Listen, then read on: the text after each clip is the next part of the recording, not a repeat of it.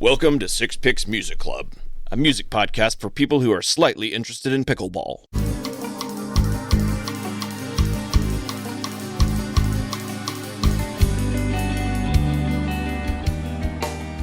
Welcome back to another episode of Six Picks Music Club, the music podcast where every episode we have a theme we pick 6 songs for. You can help us grow the show by listening to our new episodes every other Wednesday and liking and sharing our stuff from Instagram on TikTok instead of going to sleep at a reasonable hour. I'm Dave, and with me are my fellow hosts Russ and Geoff.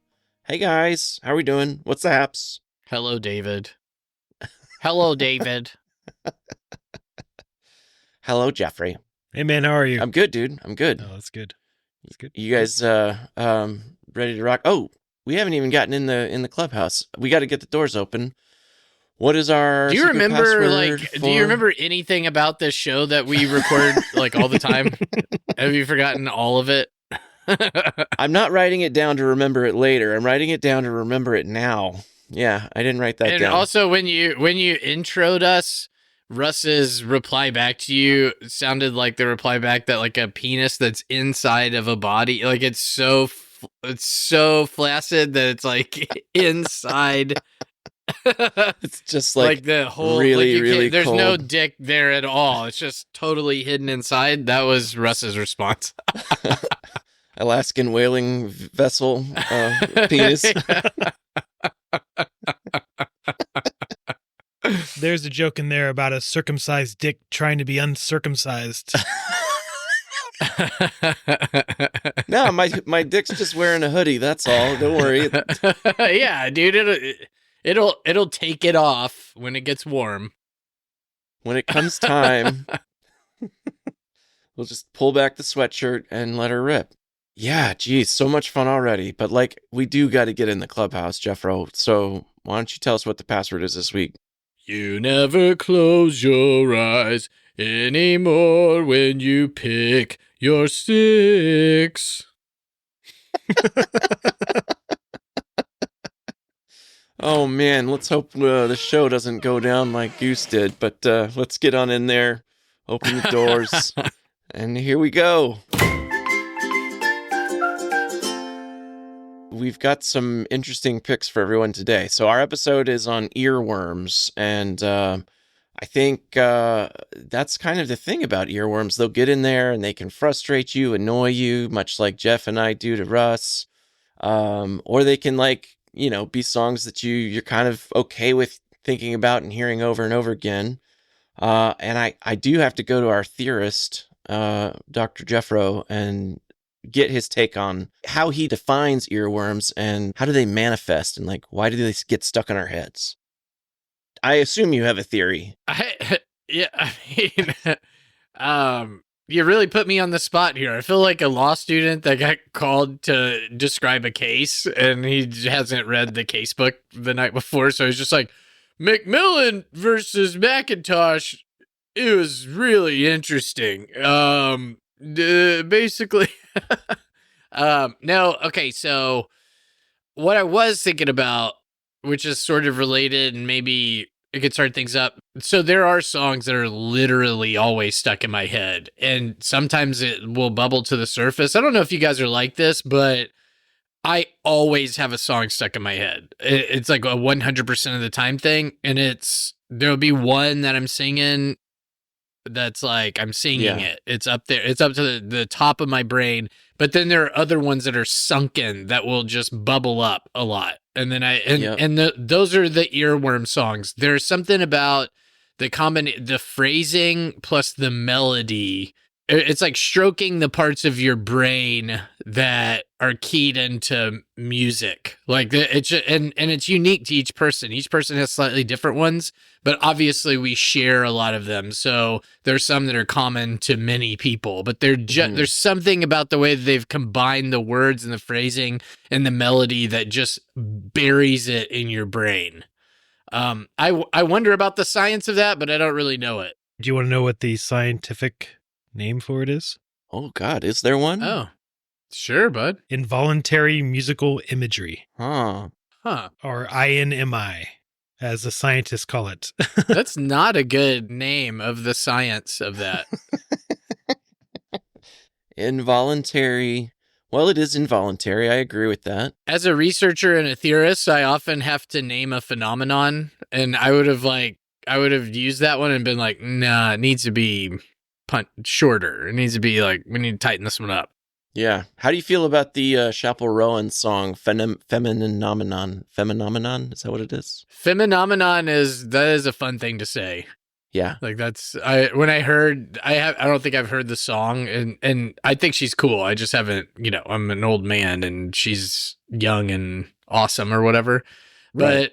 But the first time I heard the title of it, I was like, that's badass. I like that. Yeah. It's pretty brilliant. It's pretty I brilliant. want to just say it. Phenomenon.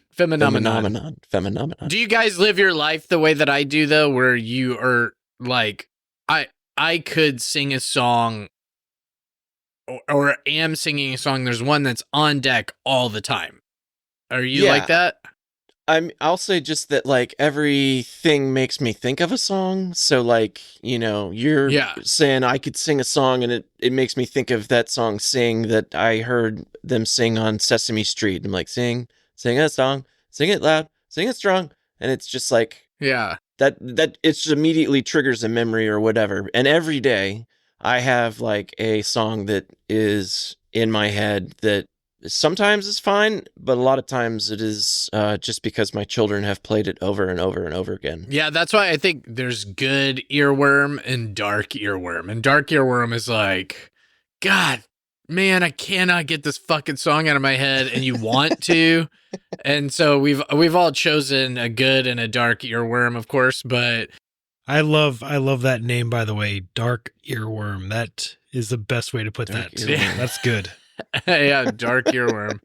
Because I'm not saying that any of these songs are bad, I'm just saying that, like, they're quality songs, but, like, I don't want them in my head all day. Well, yeah, I think that's what it is. It's sort of, as we're talking about, it's probably a cousin of the guilty pleasure.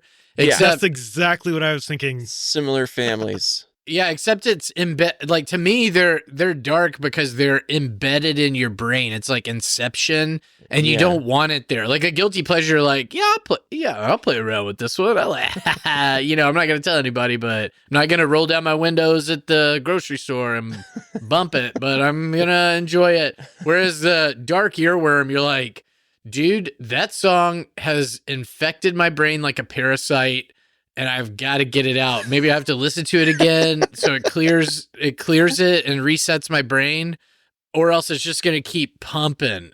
It's just pump, pump, pump. Didn't that happen to RFK Jr.? He had the song Dark Earworm in his brain. He just had a brain worm, I think. His actual that worm. was eating it. It was an actual worm that was eating his brain. So yeah, I think there's a lot. I think there's a lot of tunes that find their way into our brain, and whether it's like because they're a different style of music than we normally listen to, but they've been cultivated and crafted in a way that sort of harkens to, a repeatability or something about the song is stands out and just sort of, it makes you think about it. And then the more you think about it, the more you like, you want to stop thinking about it, or like you want to like really think about something else. And so sometimes I'll try to think of another song and I'll try to sing that one to myself in my head and just sort of like, how do I get rid of this thing? Then it's like a mental game of King of the Hill, sort of. You're like, what song could knock this song off of the mountaintop? Mm-hmm. And sometimes that song's just like slaying all the other songs that come before. Fuck you. Fuck you. Yeah, it's an intense thing. I don't know. It's like Game of Thrones.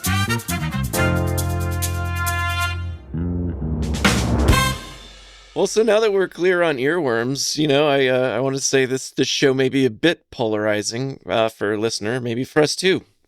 But we're going to start with songs that are the dark earworms, and then we'll finish up with the are they light earworms? I guess that's the opposite. Or just earworms? Yeah, dark versus light, but good versus bad. Yeah, I think dark and light earworms. Dark and light. Sure. Yeah. So we'll go from the darkness to the light to close out the episode. I think all of these songs are catchy and ubiquitous. And I'm going to start off with a song that was super popular because it was the opening theme song to a very popular TV show from the mid-90s and on. So let's sit back and hear the track that I can't stand being stuck in my head.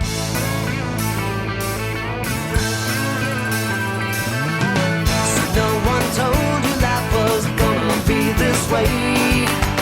Your job's a joke, you broke. Your love life's the away. It's like you're always stuck in second gear. When it hasn't been your day, your week, your month, or even your year. But I'll be there for you. When the rain starts to fall, I'll be there. Oh boy, Oh, yeah. Yeah. So, the Rembrandts. Yep. I'm just thinking, man, so like a new TV show calls up and says, hey, we're going to use your song for our opening credits. They're like, oh, cool. Like, whatever. That sounds great. It's like, yeah, we've made it. And then it's fucking Friends, right? And yeah. you wrote one song that plays like 30 seconds, like every week for what, 8, 9 years, however long Friends was on, 10 years, I don't even know. And then, I'm sure they tried making more music, but like they didn't need to. Like those guys fucking retired, right? Like one song, people only really know like 30 seconds of it, and they made so much goddamn money. I would imagine. Well, there's an interesting story there. Go ahead, Geoff. I was just gonna say the song is perfect for the show. It's like Yes. sweet vanilla, just like that show is, and people still love it. Like kids watch it still and have Friends shirts and all this stuff. It's like cool throwback. No, I totally agree. I'm just saying, like, one phone call to say, hey, we're going to use this song, and it's just like a life changer. But I Yeah. don't want to steal it from Dave. I don't actually have the story. I was just thinking about it. Do you think that any more people have been happy to any given song than that fucking song? Because like everybody that watches Friends is happy. It's a happy show. It's like they're gonna feel good, and that they hear that song at the beginning of it every time with all of their favorite characters dashing in, and like that song must only be associated with people being happy. You know? Yeah. Well, it's interesting that you say that because this actually wasn't the song for the pilot episode. Do you know what the Oh. pilot episode song was? No. Was it Living on a Prayer? It was REM's Shiny Happy People. No way. Yeah, that's the song that they played for the pilot episode. And they actually reached out to REM and they said, hey, we want to use this song as the opening song for this show. And REM was just like, hell no. Yeah. And then they're like, okay, Michael Stipe, we want you just to sing a song that it doesn't have to be an REM song. And he was like, God, no, absolutely not. I'm the biggest rock band in the world. Like, I'm not going to do a TV show. Yeah. Not even because I don't know why. They just said no. Was it like the year after Automatic for the People? So it's like was it 1995-ish? 1995. I'm sure they were making the show in 94, right? They just put out one of the greatest records in the history of American rock music, Automatic for the People, with Everybody Hurts and Drive and Breathe. Like it's just all of the songs are good. Just selling out stadiums across the world. And they're like, will you do a comedy series theme song for us? Just a little sitcom? And they're like, are you mad? Like, what are you talking about? Absolutely not. Yeah. So stupid. So instead, the producers of the show, they wrote this song. Shit. Yeah. Oh, they wrote the song? They wrote the song with the help of Allie Willis, who was a songwriter for A&M Records. In the 70s, Willis had a song recorded by Bonnie Raitt and then moved out to L.A., and she became a songwriter for A&M Records. The producer, Michael Skulf is his name, Skolf. So that's a weird, I don't know where, but that's an interesting name. I'd never seen that name before. He says that he was in Squelch. Mike Squelch. No, He what was the inspired name? to Skolf, Skolf. It's like Is the that- beginning of Skullfuck. Skull. Skulf. It's actually Skloff, Skloff. And he's a composer, not the producer. Yeah. Anyway, he said that he was inspired to write the song while he was reading the show script, and that song, the Beatles song Paperback Writer, came on, and Michael Stipe kind of says, I think you kind of wrote a song trying to emulate what my band sounds like, so fuck you. In 2009, Blender named it to be one of the 50 worst songs ever.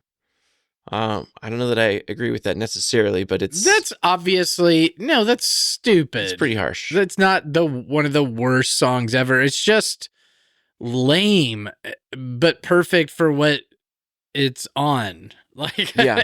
And they did a great job. I mean, honestly, like, it's not my thing, and that's what I'm talking about, like, taste-wise. Right, no, sure. But they nailed it, and it is an earworm. Like, it's in there. Oh, yeah. No doubt.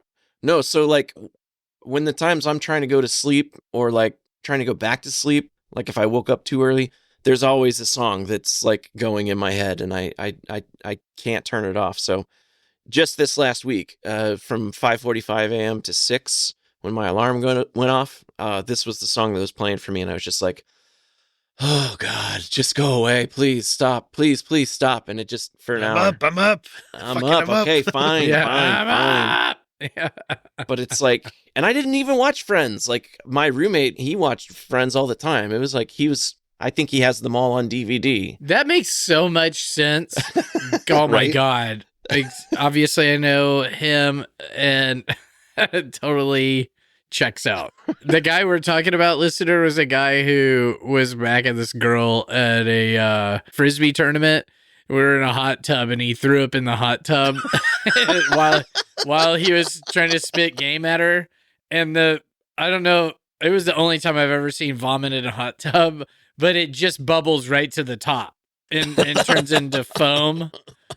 And so, and I'm sure it would in a pool too, be at the top, but there's something about just the foamy vomit And like mixture. Just hot vomit, like steaming off of. Just hot vomit on top of this body of water. That is so gross. And everybody got out like it was like, There was a it was snake a in there. virus, obviously.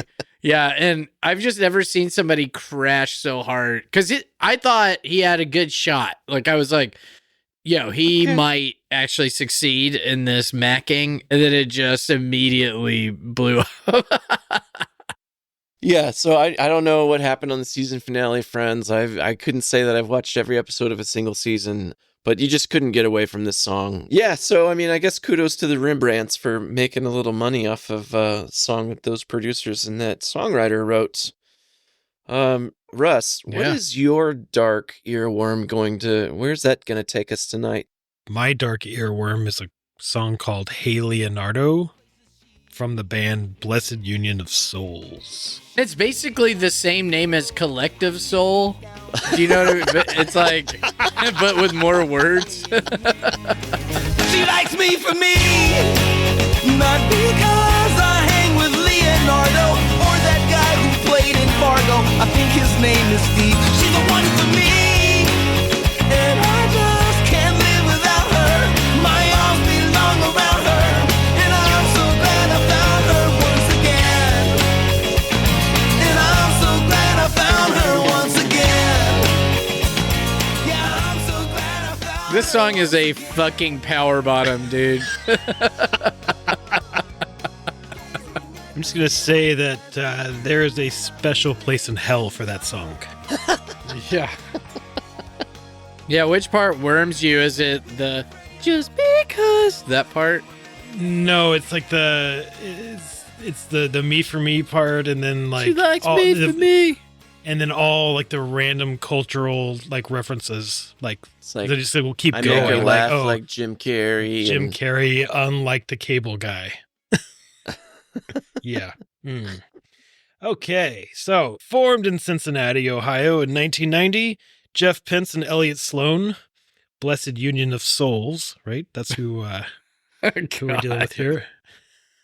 They quickly made a name for themselves with their unique blend of pop rock and soul. They had a breakout hit called I Believe that climbed the charts in 95, and peaking at number 8 on the Billboard Hot 100. But today we are focusing on their 1999 release, Hey Leonardo. 1999 strikes again, dude. So if you were anywhere near a radio in 1999, chances are you were blessed with a union of souls of this song, I think. This, for me, is a prime example of what, like an earworm that got stuck in my head. It was just not a song that I would listen to, but I heard it. Where? Where did you hear this song? I never heard this song. My friend Justin, Oh, boy. he listened to this song. Yeah, that checks out. He introduced me to this thing, which has then Did he play it for you? And he goes, "Hey Russ, do you want to make a blessed union of holes?"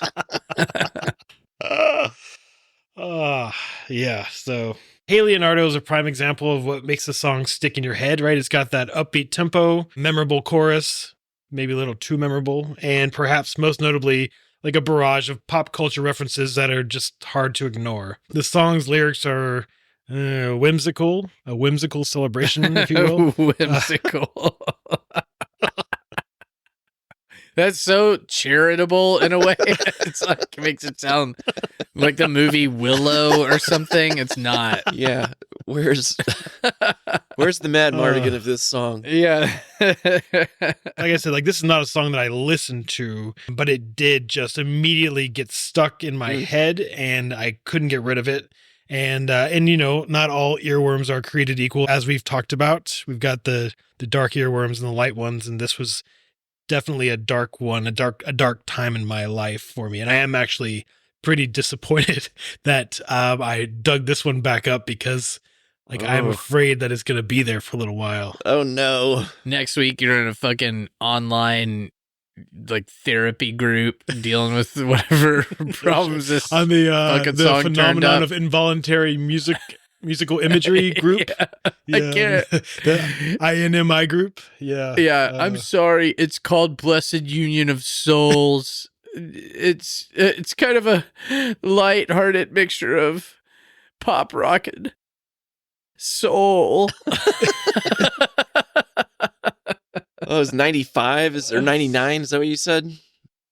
99. Yeah. And 99, and man, it was stuck on this loop of like, just I could not get it out of there. And you know, I mean, like, okay, so some people say listen to the song and you'll get rid of it, but that just doesn't happen. Like, it didn't happen to me. Like, how do you guys get rid of earworms? Yeah, listening to it helps, like, to remind yourself what it actually sounds like, I think, for some reason. But this, yeah, I could see how that would just make it worse in this case. You do something completely like off. I don't know. Like, I masturbate, and that usually takes my head out of the game from singing. You know, you kind of start with the rhythm, but then you find your own place with it, and then they just disrupt one another, and so it's like trading, trading this IMI for Euphoria and Climax, and it's worked every time. Gross. Euphoria and Climax. And mind you, I have a song stuck in my head every morning when I wake up, so it's a regular. So I gotta jerk it. That's the only way. It's the only way to change the radio station. One of the few things of like thinking about earworms is like the issue of control, right? Or the lack of it, if you will. And not being able to get rid of one when you want to. It's like your brain is just rebelling against you. You guys ever think about that? Just like... Yeah, like your mind won't do what you're telling it to do. Right. It's like it almost has... Your brain has a mind of its own, and it's just like... And you're like, come on, fucking... You should be able to stop this, because like, we're making this happen. A lot of people have, over time, problematized Freud, but there are interesting things that he came up with. There are concepts that we still use, like the id and the ego and the superego, but also, like... subconscious or unconscious, people use those kind of interchangeably, even though I think they're different. But thought, like it's like under your normal operational thought, which is like getting you through the day. Under that is a layer of other thinking that's going on, and like images and sounds and sensory perception and memory that's all like background noise under your normal, like I have to do this, I have to do that, like all that stuff. There's all this, and like part of that is it's like a radio that's playing fucking songs, and some of them are songs you don't want. It's like Blessed Union of Souls is on that radio station in that's like in your deep brain, and you're like, why are you there, motherfucker? Like, I'm just trying to get gas right now, you know? Like, Oh man. why couldn't you play a Yeah. song by Radiohead instead of playing this Blessed of Union of Souls song that I have to listen to? So while I had nothing against Hey Leonardo the first time I heard it, that fucking song lived rent-free in my head for far too long. And now after this, I'm afraid that it's going to start squatting again.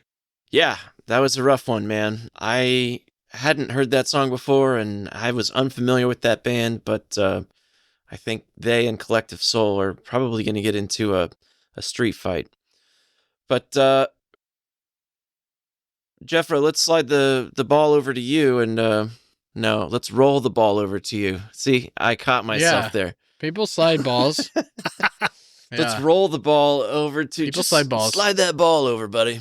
Yeah, what do you got for your darkness, your dark earworm? Yeah, so mine came only a couple of years before Blessed Union of Souls in the form of Aqua is the band, and the song is Barbie Girl. This is a Danish-Norwegian dance pop band, and this is the only thing that anybody remembers by them. And it had a video that was glitzy. For some reason that I can't explain, this song is in there and always will be in there. And there's nothing I can do about it.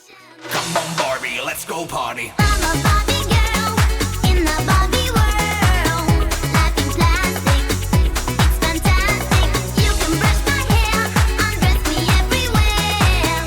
Imagination, life is your creation.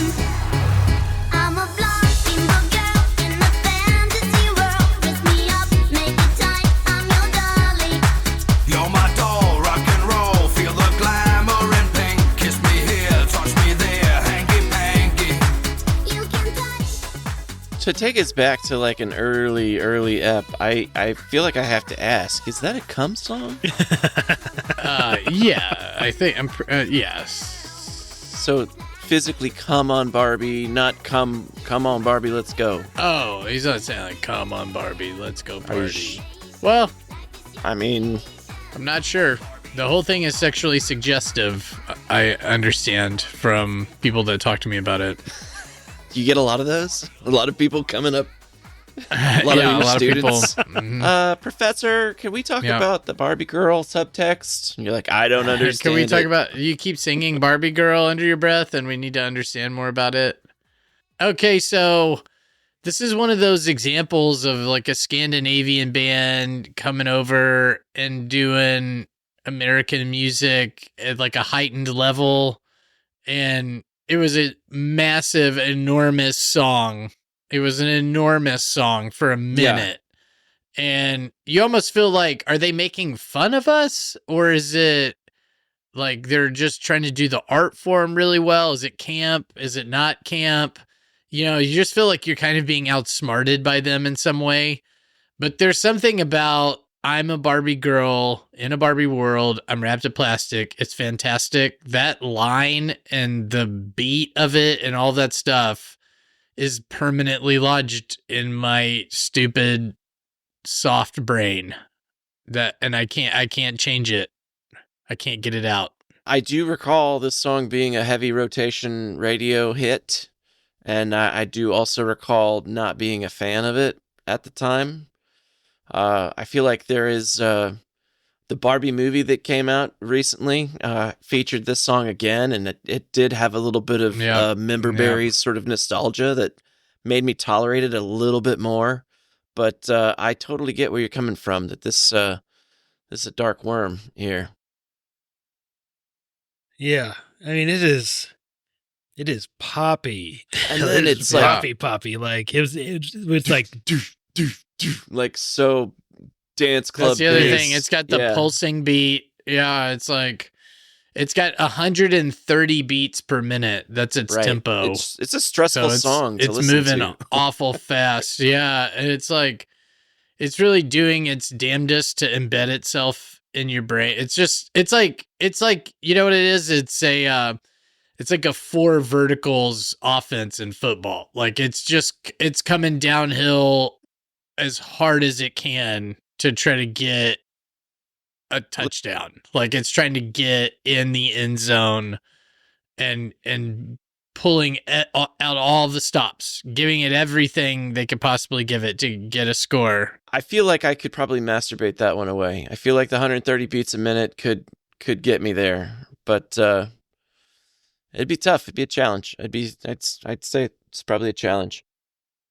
You're gonna go. What you're gonna do tonight is you're gonna go on Pornhub and you're gonna look up jerk off challenge, and then you're gonna remix it to Barbie Girl, and that's what you're gonna say. It's gonna be like to see if you can last the whole video. A masturbation trainer, and I don't think you can. Yeah, I don't think you can last the whole video with Barbie Girl. I don't playing. think that's the goal, though. I'm kind of like, let's be efficient, let's get it done, and move along because we have other things to do. I think you're gonna be shooting thimbles off the shelf, shooting all of your decorative thimbles. Choo choo choo choo choo. That is my favorite go-to. I used to be a big pencil as target practice. As my souvenir from a city I visited. So, but now it's like a thimble that I can blast with my semen. That's exactly right. You're just pew pew pew pew and just popping them off. The pencil goes in his ass while he's doing it. My semen has such a cute sound. Man. Thank you, Frodo. Yeah, pew pew pew. Yeah. All right. Well, we are at the end of our darkness here. The dark earworm. But as it stands, we actually we have a new sponsor, boys. Did you guys hear about this? I have not heard anything about this, but it's exciting news. Yeah. So due to our marginal success, we got approached by this company, and they want to sponsor the pod. So I'm thrilled, and we are very thrilled to introduce Pretty Good Soap. I'll tell you a little bit about them. So Pretty Good Soap offers the quality cleaning experience of any major hotel company. By upcycling the used bars of soap from major hotels, they deliver that on-the-road feel at a fraction of the price. All used bars of soap are thoroughly examined by cleanliness experts, and you won't need to worry about any strange hairs on your Pretty Good Soap. Any you find will be your own. So, order today at prettygoodsoap.com. Our teams are standing by to get your orders to you ASAP. So yeah, if you're a person that wants to stay clean, but like you're on a budget, you could try these guys out. It sounds like maybe there's some good for the earth. I feel like they just throw away all those bars of soap that you use at the hotel. So maybe we could plant a tree or something. Metaphorically. That's a pretty cool idea. It's used soap, obviously, but they just take the remnants. But it's not going to be dirty, right? Because it's soap. Soap can't be dirty. Soap's always clean. Can soap not be dirty? I mean, you got to rub it for a minute. Yeah. I mean, nothing a good rinsing can't do. Yeah. Totally. Okay, so if you drop a bar, like you have a zestfully clean bar of soap, like a big fatty, right? You drop it in some mud, that's a dirty bar of soap, right? Yeah, but it would rinse off in like 5 seconds. It would rinse off perfectly. Right. Because it's soap. That's incredible. What the fuck is soap? Is it the perfect thing for cleaning our bodies? Like, can anything clean our bodies better than soap as we know it? I think the Bactine that they used for your vasectomy, probably. That's true. But maybe just that. Maybe the orange goo is the only thing that's better than a bar of soap. No, it's a really interesting thing that we've happened upon in human history, soap. Like it's a fascinating product. They talked about that in Donnie Darko. He was like, what is the greatest invention in human history or whatever? And it's like soap. Yeah, it saved millions of people's lives because they didn't get the plague, or I don't know when soap was invented, but no, millions of people died from the plague, and it didn't help them. That wasn't part but of think it. of all the other millions. It's more about at like not all. dying from from dysentery. and- Okay, so this is a Louis Pasteur thing, right? There was soap there before then. No, he did the rabies vaccine. Your parents didn't let you watch music videos. Did they also not let you read anything about history? Is that part of that? So you've put it together like a pastiche from. Why do I want to read about what happened yesterday? No, I'm ever present, always forward, man. Yeah, dude. Fuck yeah. Well, anyway, thanks to Pretty Good Soap, we are excited to have you aboard and to sponsor this next segment.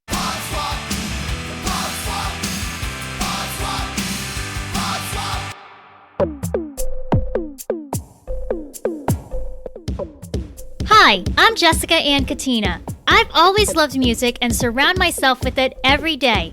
I've sung in choirs, took digital musical classes in college, and used to work in radio.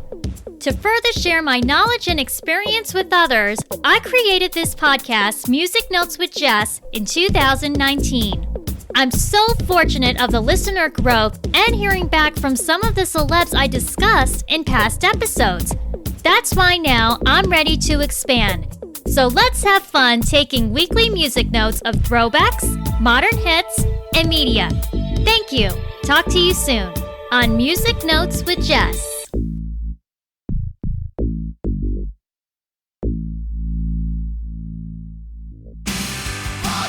Sweet.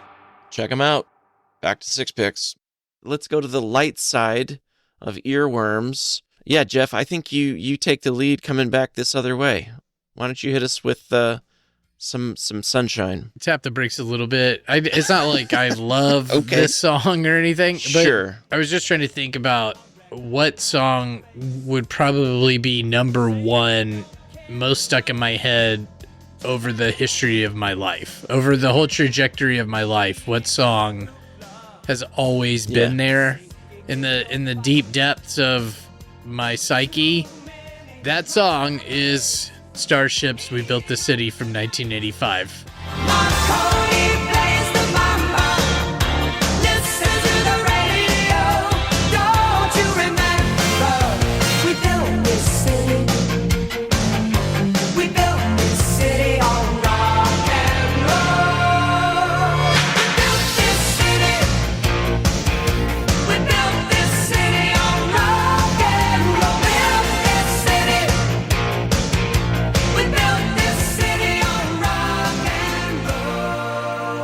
Okay, so I'm not going to go into the history of Jefferson Airplane and Starship.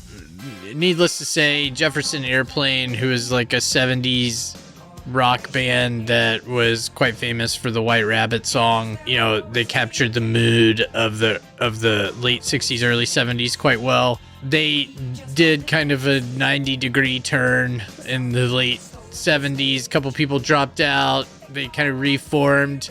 And then Grace Slick comes back. Grace Slick, known for spiking the punch at a White House party when she was friends with Dick Nixon's daughter. Crazy. All of that's crazy. She was a baller.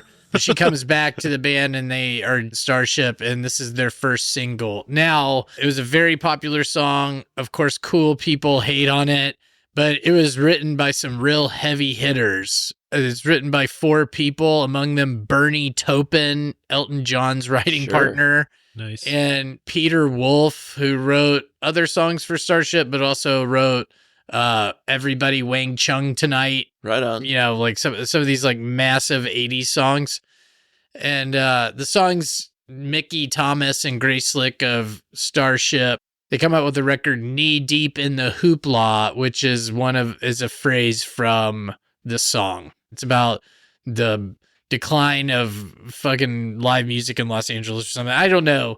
But what my version of It's it, San and it's Francisco, totally dude. made It's up. the city by the bay. I know nothing about the song that I picked, but I like it. It lives in my head. No, it says Bernie Taupin has stated the song is about the decline of live performance clubs in Los Okay. Angeles during the 1980s. Well, the lyrics talk about Yeah. the city by the bay, so that's kind of what I was thinking. Glad Google's there for you. Okay. None of that matters to me.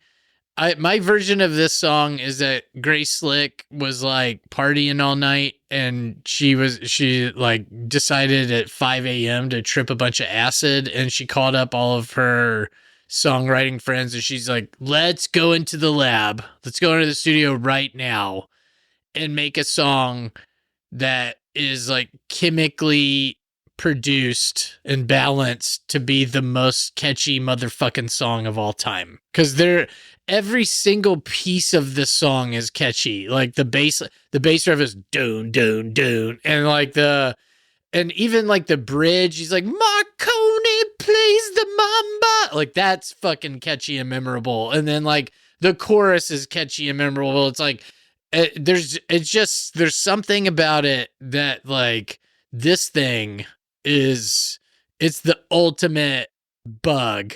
It has such a strong open. It's like they're harmonizing like this choir with like a real ethereal Yeah. thing coming around singing about how they built the city on rock and roll. And you're like, is this a rock and roll song? And then the drums come in. Yeah, they're like fucking syncopated drums. Yeah, synthesized drums, but they're like, dude, the whole fucking thing is just it's like the ultimate bug meant to infect your brain. This is interesting because I think obviously we're wired differently. You guys are wired pretty similarly than I am to each of you musically, the way we hear things. And this song to me will never be an earworm. Huh. Not that I don't like it. I like the song, but like it isn't, I wouldn't consider it catchy at all to me. Oh, that is weird. So maybe there's an element of nostalgia that's involved, because this is I've talked about Jim's Pool, where like all of my 80s song references come from. But yeah, that was this window from like 84 to 87 where I was like musically aware. And this song is definitely from that summer where we were at the pool all the time. But yeah, so I don't know. That's wild that like, in the same way, I think, Russ, like your Leonardo song, I'm kind of like, yeah, I don't know. I guess it's a song. I don't know that it's a great song. Yeah, no, I mean, I think it's just, there's got to be like a certain like wiring of the brain to like, to see like what we find catchy, what we find, whatever musically enticing, if you will, and things that will get stuck in our heads. And I was just looking at our picks earlier, wondering like, oh, this is interesting because like, I don't know if you would think that the songs I picked would be earworms for you the way they are for me. Yeah. It's weird the way the brain works that way, I think. There's something about like, I guess just the melody of like the bup, bup, bup, bup, bup, and then like the No, I hear it. Like that thing, it has fucked my brain into submission. Like it just fucked my brain to death. That thing. That's funny. I like it. And then I do kind of like the phrase, we built this city on rock and roll. It's like a cool phrase. It is a cool phrase. We built this. I have built this city on rock and roll. God damn it. Sure. That's fun to feel that way. So I feel like when you talk about light versus dark earworms, like how does this make you feel differently? So both of the songs there's nothing that's like deep about them. Sure. They're not poetic. They are definitely no Hey Leonardo. Yeah. They're both being like a little tricky and camp, maybe. Yeah. Like they have that in common. But the Aqua song, it just reminds me of like the most vacuous and plastic. It's even got plastic in it. It's meant to sound like surface and sheen and glass cleaner. Maybe to Russ's point there, like the song wasn't written for you in that same way that it's like why it's a dark earworm, like it might be a light earworm for someone else. Oh, but I would believe that's definitely the case. I'm sure there are people who love that song. Yeah, I know. Well, there definitely or the Hey Leonardo song. I mean, and like I think that's totally fine. It makes sense to me, but I think, we're all just wired a little differently. And then I think it also depends on, there is that annoyance factor that if something's in there and you're like, ooh, I don't want you in here. Like I was fine with you before, but now I have to hear you 100 times. Whether it's just in your own brain or if someone's playing it, like you can grow to dislike things, I think, significantly. Yeah, I think that the Starship song Well, it's got like a real positive energy to it. There's something that's like real lovable about it. Yeah. But I also just think it's like at the like atomic level, it's like the nucleus of my brain. Like it is in the middle somehow. I'm not saying it's the most important song to me. I'm just saying that it's like locked in place right firmly in the middle.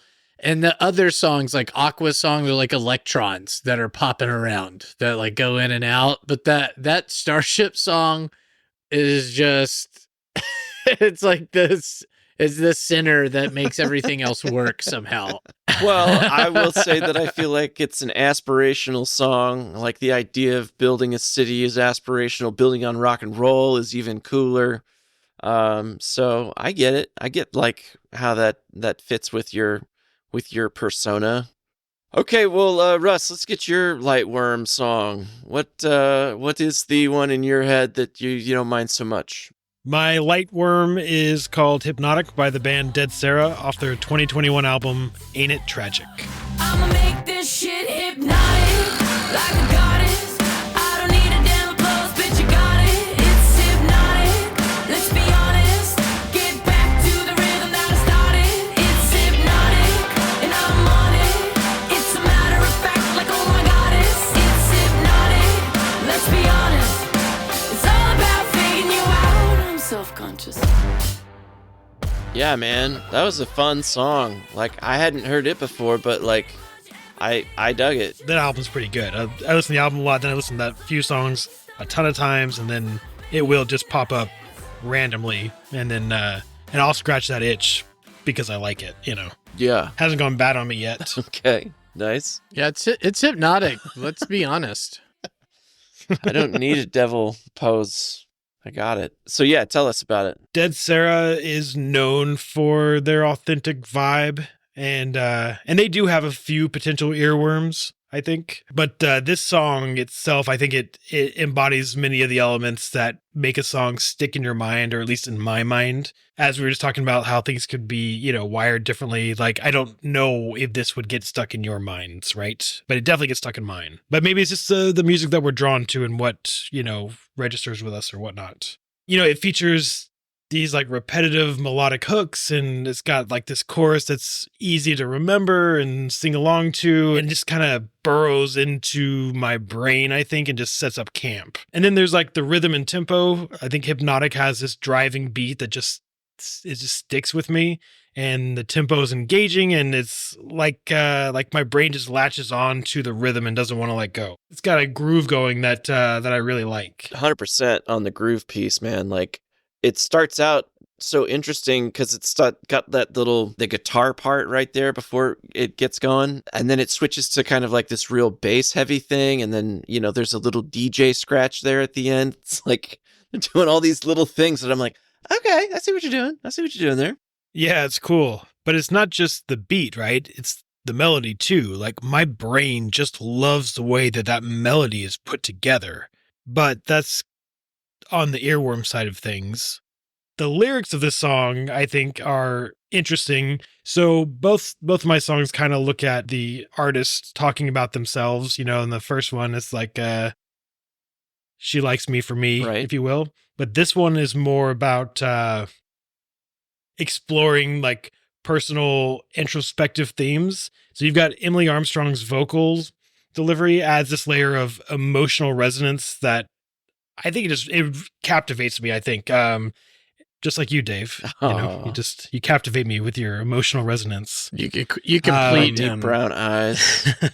It's like a bowl of beans you lose your tortilla in. The song itself is full of raw energy. It's honest. It's vulnerable. There they We are. got the trifecta. Authenticity. Vulnerability. Yeah, authentic. You forgot he said that part. earlier. He said that earlier. Oh, Yeah. we did? We got it. Okay. Dude, we should do a podcast drinking game that is when Russ says those adjectives. Yeah. You gotta Or take when I like shots. fuck up a word. But it's true, man. It's true. Like, she's like saying like, I'm self-conscious, but fuck it. Like, I'm a goddess too. And I think it's just something we can all learn Yeah. from. like, I can start picking at myself and my inadequacies and like really get down on myself, or I can look at the bright side of things and, find my strengths and be much happier. So like, I love this about this song. I think it's just like, it's a cool message.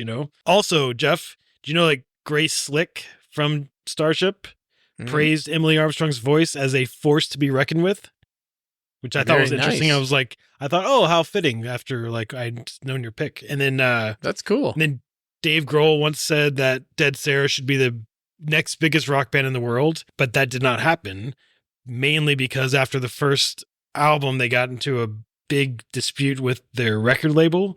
And then it took forever for the second record to come out, and they ended up releasing it on their own label. They made their own label to release a second one.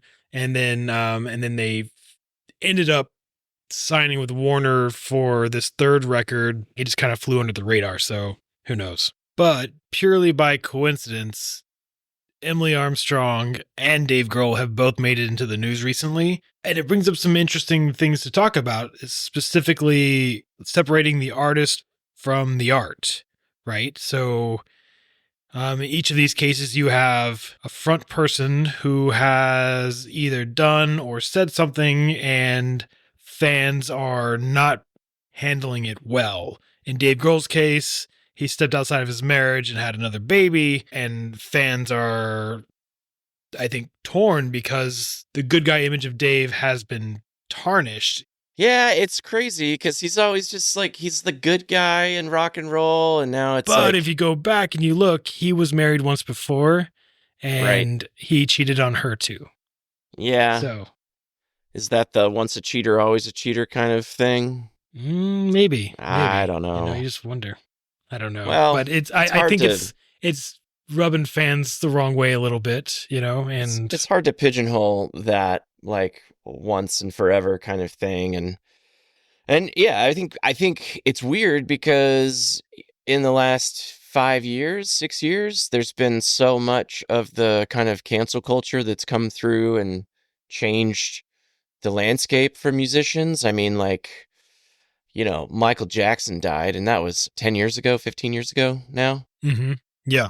But all the stuff that came out on him and all of the alleged whatever, but it's like, he's not in my record collection anymore. And it's just sort of like when you're diddling kids, I guess that's where I draw the line. Yeah, exactly. Okay, so then, speaking of Dead Sara, Oh yeah, right. we've got Emily Armstrong, and there's a controversy once they named her the new singer for Linkin Park, and she's ties to Scientology. I think her parents are in deep, and she was born into it. Yeah, like her parents are on the special council that like does all the Yeah. intimidation stuff. They like go through Right. people's trash and like corner people in elevators. It's just like the really fucked up parts of Yeah. Scientology. Like, oh man.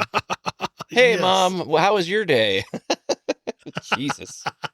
And you've got Cedric from Mars Volta's wife, Chrissy, publicly accusing Danny Masterson of raping her back in like 01 or 02 or 03 or somewhere around there. Both her and Cedric are taking shots at Emily Armstrong and Linkin Park for Emily Armstrong's friendship with Danny Masterson and defending him. Yeah, that whole thing with Danny Masterson is just like, it's so fucked Well, up. and then you saw Chester Bennington's son is like blasting Mike Shinoda also, Yeah. because your fans are like, how can you put someone who doesn't believe in mental health in Linkin Park, which like is pretty much the basis of the band, Right.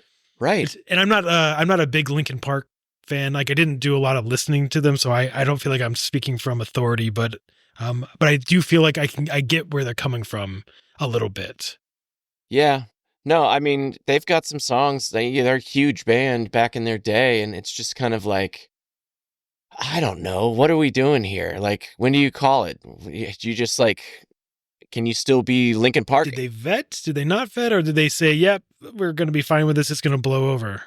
I don't know how they don't vet. That's crazy to me. Like, I don't know. So, like, it's interesting because, like, Fleetwood Mac had that whole thing when they went on tour a couple of years ago, and they're like, Lindsey Buckingham's out of the band, and we're replacing him with guitarist from the Heartbreakers. Mike Campbell. Right. But they just brought in all of these other people that were like, well, this is going to be Fleetwood Mac now, and we're still Fleetwood Mac, and we're still playing Fleetwood Mac songs. And I don't know. I don't know enough about Emily Armstrong to like understand why she fits there. Like, why did they say like this is going to make sense? She's got a pretty great voice, so I mean, I think she would fit with that band pretty well. It'll be interesting. I know there's a new song that came out, which my brother sent me. He's a big fan. I should ask him more about what he thinks, but he likes her as the new singer. But then I think you get like half the fan base who's just happy to have Linkin Park back, you know? Yeah. And the other half that's pissed off that she's a Scientologist. And I think it comes back around to what you're comfortable with and where you draw the line when it comes to separating the art from the artist, and if they crossed a line that you're not okay with. I did see something funny on Reddit that they're going to be handing out pamphlets for L. Ron Hubbard at the show. It's like, come to Lincoln Park and join Scientology. We'll have a sign-up sheet over here on the right. But yeah, no, I had a couple of Bill Cosby records from his stand-up days, and those are out of the collection. Yep. You know, I think when it comes to like sexual assault, that's a big line for me. Yeah, absolutely. I mean, it'll be interesting to see how things play out. Well, I love that your picks are, representing such terrible people. I know. I didn't do a good job of research this time. I did not even realize she was Scientology. Oh, man. Don't meet your heroes. They'll always disappoint you. That's it. That is it. Except for James Taylor. James Taylor was badass. When I met him, he was a badass, and he was cool, and I really enjoyed talking to him. So shout out to James Taylor. Don't let me down, James Taylor. Don't you fucking ruin my mental memory of our encounter. All right. So maybe let's move away from not so much of it was a light worm that turned dark. There you go. Yeah, right. So mine's a little different. It doesn't, it involves a person who is, I don't think known for any kind of abuse or doing anything other than bringing people joy and laughter. So I'm real excited to get to transition into this song. And we're going to go with a gem from the 80s. This is Rick Astley singing Never Gonna Give You Up. I just wanna tell you how I'm feeling. Gotta make you understand. Never gonna give you up. Never gonna let you down. Never gonna run around and desert you. Never gonna make you cry. Never gonna say goodbye. Never gonna tell a lie and hurt you. We've known each other. So that is Rick Astley's Never Gonna Give You Up. The Rickroll. It started, I think, in 2006 and really came to notoriety in 2007. Everyone knows what the Rickroll is. I think in 2007, it got a lot of play from some corporate entities. YouTube put it as the link on every featured video on their YouTube page for April Fool's Day. Maybe for those people who don't know what the Rickroll is, you should just tell us. Oh, well, Russ, I'll tell you. The Rickroll is where you share like a link to something or a story about something that sounds interesting, that could be breaking news or something like that. And then you click it. Either goes straight to the Never Gonna Give You Up music video, or it plays a segment of the thing and then cuts to the video or the song Never Gonna Give You Up. So it's an ultimate fake out. It's like Psych, but for 2007. Yeah, I didn't know anything about that. Are you kidding me? What? Okay, well, so this... Really? No one ever sent me a Rickroll. You're just completely unaware of the Rickroll? That's wild. I know the name, but I guess it never happened. I never experienced it, so Okay. maybe at one point I knew what it was. I don't know. Okay. I definitely didn't know right now. It was a thing that was like so ingrained in my world that like when my wife and I were planning our wedding, we discussed like doing 30 seconds of the actual song for our first dance and then cutting to this song as a Rickroll. And then we were like, well, it's our wedding. I'll be honest, I didn't know who Rick Astley was until maybe 2019, so... Okay. Dude, because he played with the Foo Fighters or something? Oh yeah, him and Dave Grohl went out cheating together.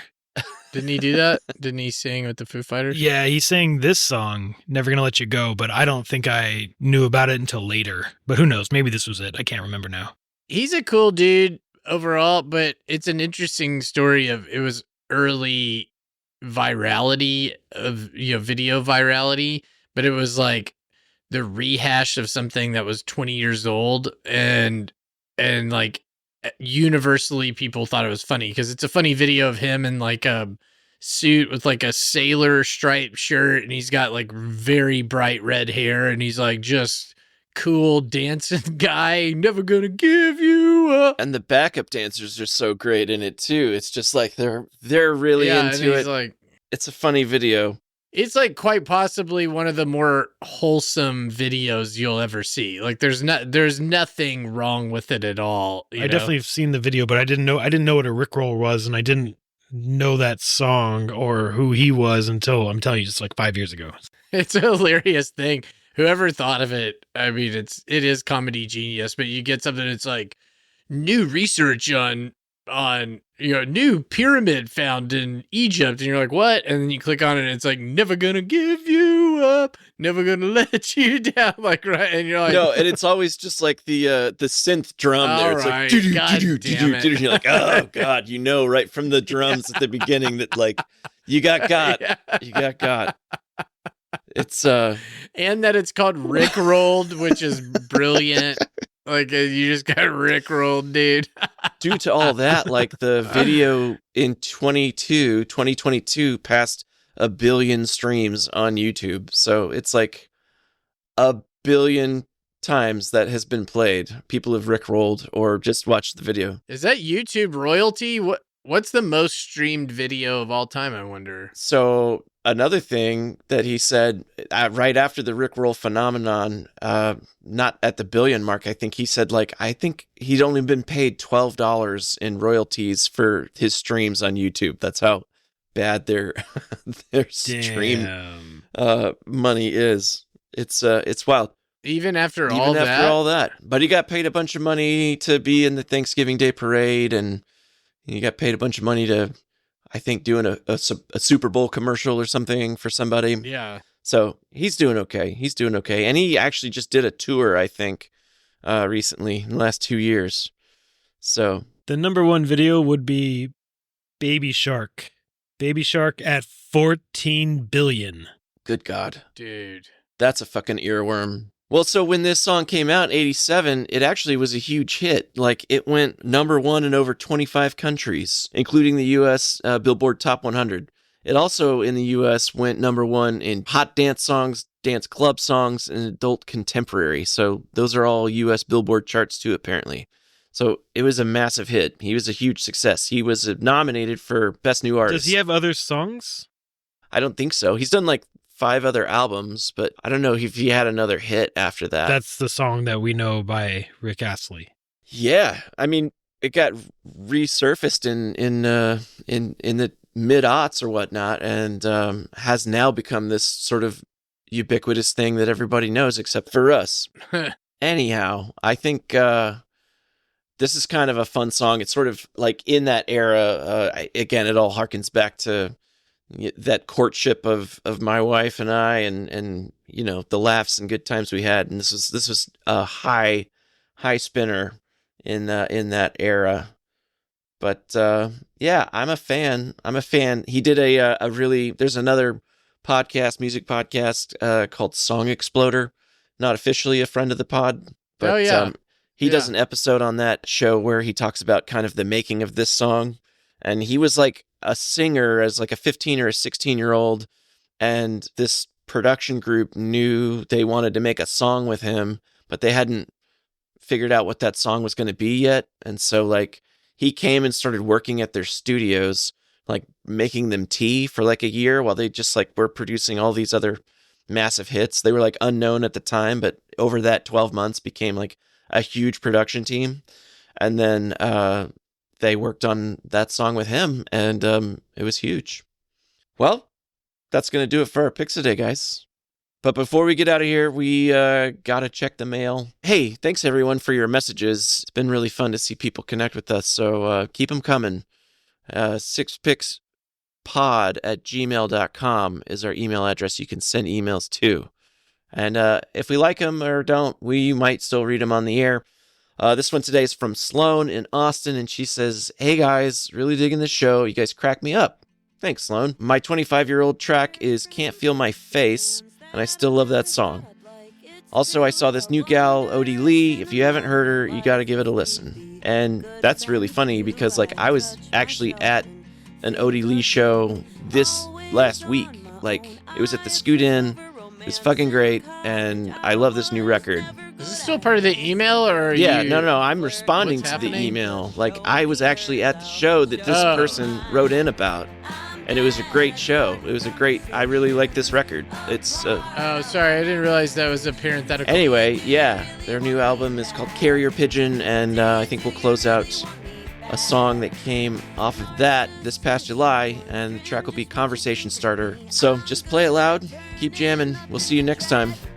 This episode of Six Picks Music Club was produced by Al K. Hall, edited by Hugh Jasmine, with special thanks to Dixie Wrecked. Apart, I'll have my reservation.